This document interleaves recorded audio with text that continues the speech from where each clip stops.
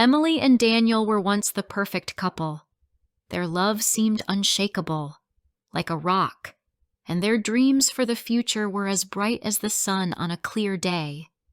They dreamed of having children, a big house, and growing old together, hand in hand. But life, as it often does, had other plans. Their dreams turned into a nightmare, and paradoxically, the cause of all their troubles was their own children. Their story began like a fairy tale. They met in college, where they both studied in the same department. Emily, vibrant, energetic, with a sincere smile that could melt anyone's heart. Daniel, serious, determined, with a strong character, yet incredibly tender and caring at the same time. They quickly found common ground, and their relationship progressed at lightning speed. A year later, they got married, and 2 years after that, their first child, Ethan, was born. 3 years later, their daughter, Olivia, came into the world. It seemed like their life was perfect. But over time, everything changed. Daniel started spending more time at work, striving to provide for the family. Emily, left alone with 2 children, felt increasingly isolated. She immersed herself completely in motherhood, forgetting about herself and her own needs. Their relationship began to crack. Arguments became more frequent, and misunderstandings grew deeper. One night, Daniel came home late. Emily, as usual, was waiting for him with dinner, but he didn't even look at her. Silently, he walked past her into the room and closed the door. Emily felt something break inside her. She approached the door, stood there for a few minutes, but couldn't bring herself to knock. The next morning, Daniel filed for divorce. Emily was in shock. She couldn't believe he had done this. After all, they had built everything together, dreamed together. And now he was just walking away?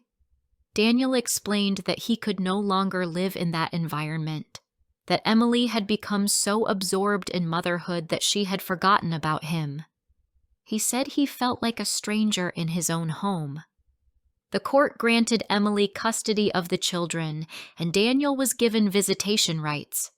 But over time, those visits became shorter and eventually stopped altogether. Daniel claimed that Emily was turning the children against him, that she wouldn't let him see them. Emily, on the other hand, denied all the accusations. She said the children didn't want to see their father, that they were afraid of him. But Daniel didn't believe her. Their relationship turned into a war.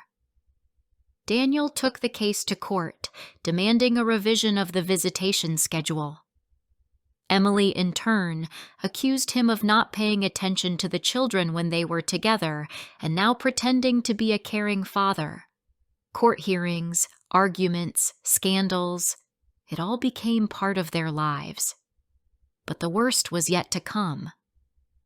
One day, Daniel claimed that Emily wasn't just keeping him away from the children, but was also a threat to him. He said he had found traces of explosives in his car and later received anonymous threats. The investigation concluded that Emily was behind it all. She was arrested, and the court sentenced her to several years in prison. Emily was desperate. She swore she had nothing to do with it, that she had been framed. But the evidence was against her. In prison, she spent long months thinking about her children, about how they were growing up without her, about how they were being turned against her. 2 weeks ago, Emily was released. She didn't recognize her children. They were older, colder, more distant. Daniel still insisted that she was dangerous, that she shouldn't be near the children. But Emily was determined to fight. She knew the truth was on her side and wanted to rebuild her life, regain her children's trust, and prove that she wasn't the person everyone thought she was. Emily decided to confront Daniel. She went to his house, where he and the children now lived. Daniel opened the door and looked at her in surprise. "What do you want?" he asked coldly. "I want to talk," Emily said softly. "Not for me, but for the kids." Daniel let her in without a word. The children were in the living room, but they didn't even look at their mother. Emily felt her heart ache with pain. "I know what you think of me," she began, "but I didn't do what they accused me of. I love our children, and I want them to be happy, but they can't be happy if we keep fighting." Daniel stayed silent, but his gaze softened a little. "I don't know who framed me, but I know it wasn't me," Emily continued. "Let's end this war. For the kids." Daniel sighed and looked down. "I don't know, Emily," he said quietly. "I don't know who to trust." "Then let's start small," she suggested. "Let me see the kids, even if it's just occasionally. They need to know they have a mother who loves them." Daniel was silent for a moment, then finally nodded. "Okay," he said, "but only under supervision." Emily felt tears welling up in her eyes. It was the first step toward reconciliation. She knew the road would be long and difficult, but she was ready to walk it for her children. Several months passed. Emily and Daniel slowly began to rebuild their relationship. The children, seeing that their parents were no longer fighting, became more open. Ethan and Olivia started smiling more, and the light Emily had been so afraid of losing returned to their eyes.